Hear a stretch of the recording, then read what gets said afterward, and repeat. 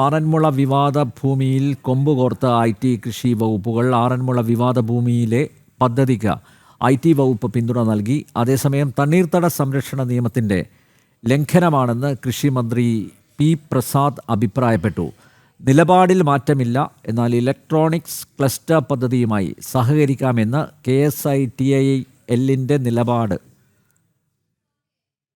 ഞങ്ങളുടെ മുമ്പിൽ വന്ന ഒരു ഫയലിനകത്തെ കാര്യം മാത്രമേ ഉള്ളൂ. മറ്റു തലങ്ങളിലുള്ള ചർച്ചകളൊന്നും നടന്നിട്ടായിട്ട് എനിക്കറിയില്ല. അത്തരം ചർച്ചകൾക്ക് എല്ലാം ഫയൽ വന്നു. ആ ഫയലിനകത്ത് ഞങ്ങൾ ഈ കാര്യം എല്ലാം പരിശോധിച്ചു. കൃഷി വകുപ്പിലെ ഉദ്യോഗസ്ഥരിൽ നിന്ന് തന്നെ റിപ്പോർട്ട് വാങ്ങി, പത്തനംതിട്ടയിൽ നിന്നടക്കം റിപ്പോർട്ട് വാങ്ങിച്ചിട്ട് അതെല്ലാം കൂടി ചേർത്ത് വെച്ചുകൊണ്ടാണ്, അല്ലാതെ ഒരു പഴയ സമരത്തിന്റെ ഹാങ് ഓവർ ഉള്ളത് കൊണ്ട് ഞാൻ എടുത്തതല്ല. ഈ കാര്യമെല്ലാം തന്നെ വെച്ചുകൊണ്ട് എനിക്ക് പ്രദേശം അറിയാവുന്ന ഒരാളാണെന്നുള്ള തരത്തിൽ, അതുകൊണ്ട് എനിക്കറിയാം, അതുകൊണ്ട് റിപ്പോർട്ടൊന്നും വരേണ്ടതില്ല എന്നുള്ള നിലപാടല്ല ഞാൻ സ്വീകരിച്ചത്. പത്തനംതിട്ടയിൽ നിന്നടക്കം കൃഷി വകുപ്പിലെ ഉദ്യോഗസ്ഥന്മാരുടെ റിപ്പോർട്ട് കൂടി കണക്കിലെടുത്ത് എല്ലാ തലങ്ങളിൽ നിന്നും വന്ന ആ ഫയലിനകത്ത് അതിന്റെ അടിസ്ഥാനത്തിൽ എൻ്റെ അറിവും എൻ്റെ പരിചയവും എനിക്ക് നേരിട്ട് അറിയാവുന്നതുമാണ് എന്നുള്ളത് കൊണ്ടുകൂടി ഞാൻ അക്കാര്യത്തിനകത്ത് ഒരു നിലപാട് സ്വീകരിച്ചിട്ടുണ്ട്. കൃഷി വകുപ്പിന്റെ നിലപാടാണത്. ഈ വാർത്തയുടെ വിശദാംശങ്ങളുമായി വിനീഷ് ചേരുന്നു തിരുവനന്തപുരത്ത് നിന്ന്. വിനീഷ്, കൃഷിമന്ത്രി വളരെ വ്യക്തമായും ശക്തമായും അദ്ദേഹത്തിൻ്റെ അഭിപ്രായം രേഖപ്പെടുത്തിയിരിക്കുന്നു. നമുക്കറിയാം, നേരത്തെ ഈ ആറന്മുള വിവാദം ഉണ്ടായ സമയത്ത് നേരത്തെ അന്ന് ആ സമരം നയിച്ച ഒരാൾ കൂടിയാണ് ഇന്നത്തെ കൃഷിമന്ത്രി പി പ്രസാദ്. അതുകൊണ്ടായിരിക്കും അദ്ദേഹം പറഞ്ഞത് ആ ഹാങ് ഓവറിലല്ല ശക്തമായ നിലപാട് സ്വീകരിക്കുന്നത്. ആറന്മുളയിലെ ഭൂമിയെക്കുറിച്ച് അദ്ദേഹത്തിന് കൃത്യമായിട്ട് അറിയാം. അതുകൊണ്ട് തന്നെ ഇത്തരമൊരു പദ്ധതിക്ക് അനുമതി നൽകാൻ ആവില്ല. നോക്കൂ, ഒരു ഭാഗത്ത് റവന്യൂ വകുപ്പും കൃഷി വകുപ്പും ഈ പദ്ധതിയെ എതിർക്കുകയാണ്. പക്ഷേ ഇന്ന് മുഖ്യമന്ത്രി കൈകാര്യം ചെയ്യുന്ന IT വകുപ്പ് പദ്ധതിയുമായി സഹകരിക്കാം എന്നൊരു നിലപാടിൽ എത്തിയിരിക്കുന്നു. പ്രത്യക്ഷത്തിൽ തന്നെ ഒരു ഏറ്റുമുട്ടലിന് വഴി തുറന്നിരിക്കുകയല്ലേ വിനീഷ്? തീർച്ചയായിട്ടും ഒരു ഇടവേളയ്ക്ക് ശേഷം ആറന്മുള വിമാനത്താവള പദ്ധതി പ്രദേശമായ 344 ഏക്കർ ഭൂമിയെ ചൊല്ലിയുള്ള ഒരു പ്രദേശമായ 344 ഏക്കർ ഭൂമിയെ ചൊല്ലിയുള്ള ഒരു തർക്കം, അതിലേക്ക് CPMന്റെയും CPIയുടെയും വകുപ്പുകൾ തമ്മിൽ കടക്കുന്നു എന്നതാണ് നമുക്ക് പറയാൻ സാധിക്കുക. അതിനപ്പുറം വലിയ രാഷ്ട്രീയ മാനങ്ങൾ ഈ വിഷയത്തിലുണ്ട്. നേരത്തെ നമ്പ്യാർ സൂചിപ്പിച്ചതുപോലെ തന്നെ ഒരു കാലഘട്ടത്ത്, അല്ലെങ്കിൽ ഒരു കൃത്യമായി പറഞ്ഞാൽ 10 വർഷം മുമ്പ് ആറന്മുള സമരസമിതി, അല്ലെങ്കിൽ ആറന്മുള വിമാനത്താവള വിരുദ്ധ സമരസമിതി എന്ന പേരിൽ സമരം ചെയ്യുന്ന സമയത്ത് ഏറ്റവും മുൻപന്തിയിൽ നിന്ന നേതാവാണ്, അല്ലെങ്കിൽ അതിൽ ഏറ്റവും സജീവമായി നിന്ന നേതാവാണ് ഇന്നത്തെ കൃഷിമന്ത്രിയായ പി പ്രസാദ്. അദ്ദേഹത്തിന് ആറന്മുളയിലെ പാരിസ്ഥിതിക പ്രശ്നങ്ങൾ, തണ്ണീർത്തട പ്രശ്നങ്ങൾ, ഈ പ്രദേശം ഡേറ്റാ ബാങ്കിൽ ഉൾപ്പെട്ടതാണ്. ഇതിനെക്കുറിച്ചുള്ള എല്ലാ വിവരങ്ങളും കൃത്യമായി തന്നെ അറിയാം. ഒപ്പം തന്നെ മുഖ്യമന്ത്രിക്കും ഈ വിഷയങ്ങൾ കൃത്യമായി അറിയാവുന്നതാണ്. ആ മുഖ്യമന്ത്രിയുടെ വകുപ്പിന് കീഴിൽ വരുന്ന IT വകുപ്പാണ് ഇപ്പോൾ ഈ പദ്ധതിക്ക്, പ്രത്യേകിച്ച് KGS ഗ്രൂപ്പിന്റെ ഇലക്ട്രോണിക് ക്ലസ്റ്റർ പദ്ധതിക്ക് അനുമതി നൽകാനുള്ള ഒരു തീരുമാനത്തിലേക്ക് കടന്നിരിക്കുന്നത്. അതിലാണ് ഇപ്പോൾ വിഭിന്നമായ അഭിപ്രായം സർക്കാരിൻ്റെ വിവിധ വകുപ്പുകളിൽ നിന്ന് പോലും ഉയരുന്നത് എന്നതാണ് എടുത്തു പറയേണ്ടത്. പ്രധാനപ്പെട്ടത് എന്ന് പറയേണ്ടത്, കൃഷിമന്ത്രി തന്നെ കൃത്യമായി വ്യക്തമാക്കി, 2 മാസം മുമ്പാണ് KGS ഗ്രൂപ്പ് ഇതുമായി ബന്ധപ്പെട്ടുള്ള അപേക്ഷ മുഖ്യമന്ത്രിക്ക് കീഴിലുള്ള വകുപ്പിലേക്ക് നൽകുന്നത്. ആ സമയത്ത് IT വകുപ്പ് കൃത്യമായി ഒരു കൃത്യമായ നടപടിക്രമത്തിൻ്റെ ഭാഗമായി റവന്യൂ വകുപ്പിനോടും ഒപ്പം തന്നെ കൃഷി വകുപ്പിനോടും ഇതിൽ എന്തൊക്കെ കാര്യങ്ങൾ സ്വീകരിച്ച് മുന്നോട്ട് പോകാം എന്നത് സംബന്ധിച്ചുള്ള ഒരു നിർദ്ദേശം നൽകണമെന്ന ഒരു റിപ്പോർട്ട് റവന്യൂ വകുപ്പിനോടും കൃഷി വകുപ്പിനോടും ആവശ്യപ്പെടുന്നു. ആ സമയത്ത് അത്തരത്തിലുള്ള ഒരു IT വകുപ്പിൻ്റെ കത്ത് കൃഷി വകുപ്പിലും ഒപ്പം തന്നെ റവന്യൂ വകുപ്പിലേക്കും ലഭിക്കുമ്പോൾ, കൃഷി വകുപ്പ് ചെയ്തതാകട്ടെ കൃത്യമായി ആ പ്രാദേശിക തലത്തിലെ കൃഷി ഓഫീസർമാരോടും ഒപ്പം തന്നെ റവന്യൂ ഉദ്യോഗസ്ഥരോടും ഇതുമായി ബന്ധപ്പെട്ട് ഇപ്പോഴത്തെ നിലവിലെ സാഹചര്യം എന്താണ്, അവിടുത്തെ തണ്ണീർത്തട പദ്ധതി അല്ലെങ്കിൽ തണ്ണീർത്തട പ്രദേശമാണ്, തണ്ണീർത്തട നിയമത്തിൽ വരുന്ന പ്രദേശമാണ് ആ പ്രദേശത്തെ ഇപ്പോഴത്തെ സ്ഥിതി എന്താണ്, ഒപ്പം തന്നെ എടുത്തു പറയേണ്ടത് ഡേറ്റാ ബാങ്കിൽ ഉൾപ്പെടുന്ന പ്രദേശമാണ്. ഈ സ്ഥലത്ത് അതീവ പരിസ്ഥിതി ലോല പ്രദേശമെന്ന് തന്നെയാണ് വിലയിരുത്താൻ സാധിക്കുക. അവിടെ നിർമ്മാണ പ്രവർത്തനങ്ങൾ നടത്തിയാൽ അത് വലിയ വെള്ളപ്പൊക്കം സൃഷ്ടിക്കാവുന്ന തരത്തിലേക്ക് കാര്യങ്ങൾ നീങ്ങും എന്നതാണ് കൃഷി വകുപ്പ് IT വകുപ്പിലേക്ക് റിപ്പോർട്ട് നൽകിയത്. ആ റിപ്പോർട്ടൊക്കെ തന്നെ നിലനിൽക്കെ തന്നെയാണ് വീണ്ടും സെക്രട്ടേറിയറ്റിനുള്ളിൽ പുതിയൊരു പദ്ധതിക്കായി, അല്ലെങ്കിൽ KGS ഗ്രൂപ്പ് നൽകിയ ആ പദ്ധതിയുടെ അപേക്ഷ ക്ഷണിച്ചുകൊണ്ട്, അല്ലെങ്കിൽ ആ അപേക്ഷയുടെ അടിസ്ഥാനത്തിൽ നടപടിക്രമങ്ങളുമായി മുന്നോട്ട് പോകുന്നത്. പക്ഷേ IT വകുപ്പിന് കീഴിലുള്ള KSI TIL എന്ന് പറയുന്ന കമ്പനി, ആ കമ്പനി എന്ന് പറയുന്നത് IT വകുപ്പിന് കീഴിൽ വരുന്ന ഒരു കമ്പനിയാണ്. ആ കമ്പനിയുടെ ബോർഡ് യോഗത്തിലാണ് തീരുമാനം വന്നിരിക്കുന്നത്. അതിൽ വന്നിരിക്കുന്ന തീരുമാനം ഈ പദ്ധതിയുമായി മുന്നോട്ട് പോകുന്നതിൽ തെറ്റില്ല എന്ന് സംബന്ധിച്ചുള്ള റിപ്പോർട്ടാണ് IT വകുപ്പിന് നൽകിയിരിക്കുന്നത്. അതിൽ ആ റിപ്പോർട്ടിലെ ചില ഭാഗങ്ങൾ ഞാൻ വായിക്കാം. സംസ്ഥാനത്തിൻ്റെ വ്യാവസായിക വളർച്ചയ്ക്ക് ഈ നിർദ്ദേശം വളരെ പ്രയോജനകരവും മാത്രമല്ല സർക്കാരിൽ നിന്ന് നിക്ഷേപം ആവശ്യമില്ലാത്തതിനാൽ കമ്പനിയുമായി സഹകരിക്കാവുന്നതുമാണ് എന്നാണ് ആ റിപ്പോർട്ടിൽ വ്യക്തമാക്കുന്നത്. അത് പൂർണ്ണമായും തന്നെ IT വകുപ്പ് ഈ ഒരു ഇലക്ട്രോണിക് ക്ലസ്റ്റർ പദ്ധതിക്ക്, KGS ഗ്രൂപ്പിൻ്റെ ഇലക്ട്രോണിക് ക്ലസ്റ്റർ പദ്ധതിക്ക് അനുമതി നൽകുന്നു എന്നതാണ് അതിലൂടെ വ്യക്തമാക്കുന്നത്. പക്ഷേ നേരത്തെ റവന്യൂ വകുപ്പും ഒപ്പം തന്നെ കൃഷി വകുപ്പും നൽകിയ റിപ്പോർട്ടുകൾ എന്തുകൊണ്ട് ഇവർ പരിഗണിച്ചില്ല, ഈ IT വകുപ്പ് പരിഗണിച്ചില്ല എന്ന ചോദ്യമാണ് ഉയരുന്നത്. അവിടെയാണ് ദുരൂഹതകൾ തുടരുന്നത്.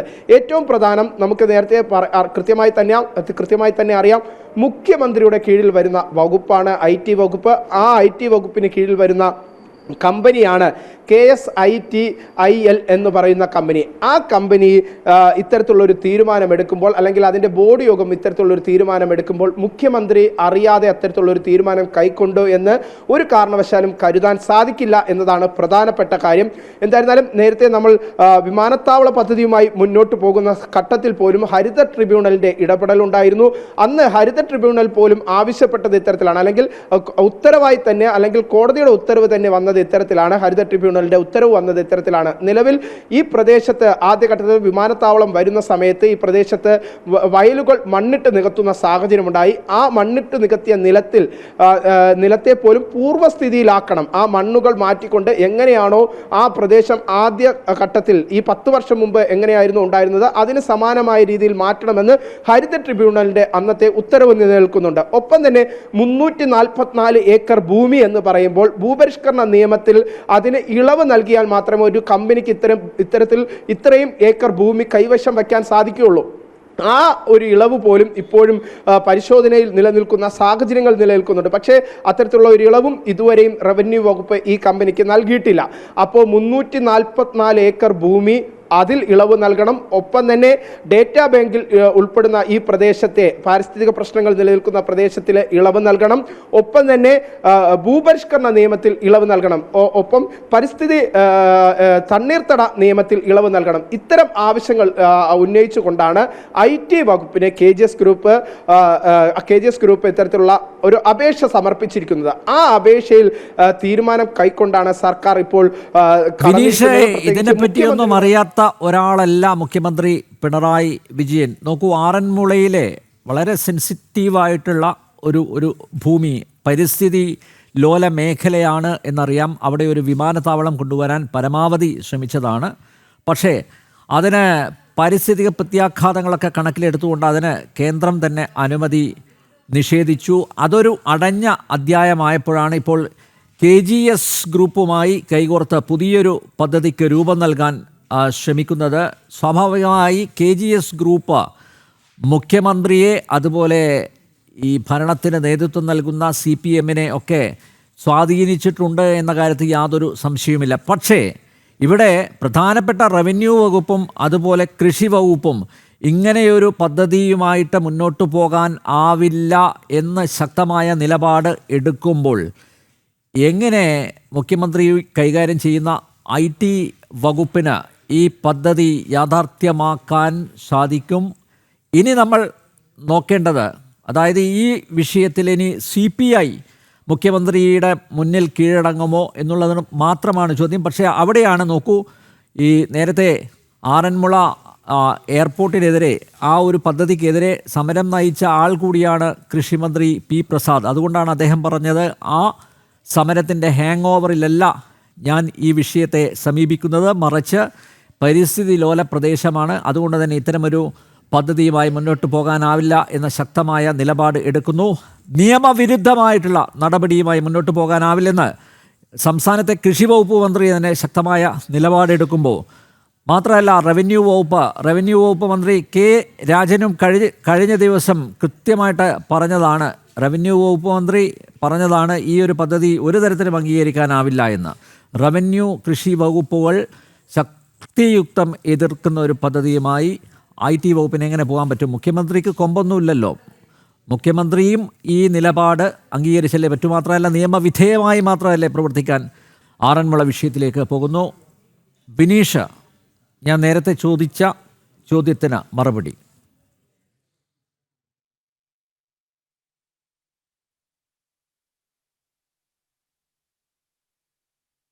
എന്ന് പറയുന്നത് മുഖ്യമന്ത്രിക്ക് ഈ വിഷയത്തെക്കുറിച്ച് കൃത്യമായ ധാരണയുണ്ട്, അറിവുണ്ട്. ആ പ്രത്യേകിച്ച് ആ ധാരണയും അറിവും മറച്ചു വെച്ചുകൊണ്ടാണോ KGS ഗ്രൂപ്പിനായി മുഖ്യമന്ത്രി സഹായം നൽകുന്നത് എന്ന സംശയമാണ് ഇവിടെ ഉടലെടുക്കുന്നത്. നേരത്തെ നമുക്കറിയാം, നേരത്തെ കൊടുത്ത IT വകുപ്പിലേക്ക് നൽകിയ ഒരു അപേക്ഷ എന്ന് പറയുന്നത് KGS ഗ്രൂപ്പ് പേര് മാറ്റിയാണ് ആ അപേക്ഷ നൽകിയിട്ടുള്ളത്.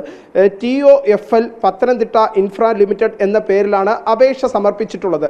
ഈ അപേക്ഷയിൽ മേലാണ് ഇപ്പോൾ IT വകുപ്പ് നടപടികൾ സ്വീകരിക്കാൻ വേണ്ടി ദ്രുതഗതിയിൽ നടപടികൾ സ്വീകരിക്കാനുള്ള ശ്രമങ്ങൾ നടത്തുന്നത് എന്നതാണ് നമുക്ക് മനസ്സിലാക്കാൻ സാധിക്കുന്നത്. ഇന്നും സെക്രട്ടേറിയറ്റിൽ ഇതുമായി ബന്ധപ്പെട്ടുള്ള മറ്റു നടപടിക്രമങ്ങൾ പുരോഗമിക്കുന്നു എന്ന് സംബന്ധിച്ചുള്ള വിവരങ്ങൾ തന്നെയാണ് നമുക്ക് ലഭിക്കുന്നത്. കാരണം CPIയെ സമ്മർദ്ദത്തിലാക്കിക്കൊണ്ട് നടപടിക്രമങ്ങൾ പൂർത്തീകരിച്ചുകൊണ്ട് ഇത്തരത്തിൽ ഇലക്ട്രിക്കൽ ഇൻഫ്ര ലിമിറ്റഡ് കമ്പനിക്ക് അല്ലെങ്കിൽ ആ ഒരു പദ്ധതിക്ക് കൃത്യമായ രൂപം നൽകാൻ അല്ലെങ്കിൽ അതിനുള്ള ശ്രമം തന്നെ മുഖ്യമന്ത്രിയുടെ വകുപ്പിന് കീഴിലുള്ള IT വകുപ്പിൽ ഇപ്പോഴും നടക്കുന്നുണ്ട് എന്നാണ് നമുക്ക് അറിയാൻ സാധിക്കുന്നത്, മനസ്സിലാക്കാൻ സാധിക്കുന്നത്. എന്തായിരുന്നാലും CPI നിലപാട് കടുപ്പിച്ച് തന്നെ രംഗത്തെത്തിയിരിക്കുന്ന ഒരു സാഹചര്യം.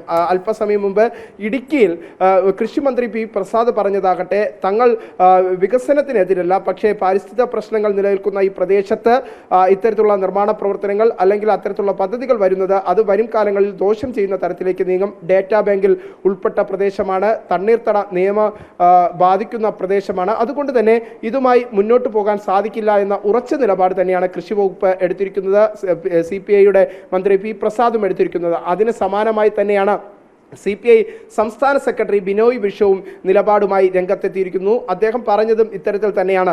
നിലവിൽ പാരിസ്ഥിതിക പ്രശ്നങ്ങളും ഒപ്പം തന്നെ തണ്ണീർത്തട പദ്ധതി നിലനിൽക്കുന്ന പ്രദേശം, ഡേറ്റാ ബാങ്കിൽ ഉൾപ്പെട്ട പ്രദേശം, അവിടെ ഒരു കാരണവശാലും അത്തരത്തിലുള്ള നിർമ്മാണ പ്രവർത്തനങ്ങൾ അനുവദനീയമല്ല, അത് സാധിക്കുകയുമില്ല, അത് നിയമവിരുദ്ധമാണ്, നിയമങ്ങളോടുള്ള വെല്ലുവിളിയാണ് എന്ന് തന്നെയാണ് വ്യക്തമാണ്. എന്തായാലും പാരിസ്ഥിതിക പ്രശ്നങ്ങൾ അവഗണിച്ചുകൊണ്ടുള്ള വികസനത്തോട് യോജിക്കാനാവില്ല എന്ന് CPI മന്ത്രിമാർ, റവന്യൂ വകുപ്പും കൃഷി വകുപ്പും കൈകാര്യം ചെയ്യുന്ന മന്ത്രിമാർ വ്യക്തമാക്കിയിരിക്കുന്നു.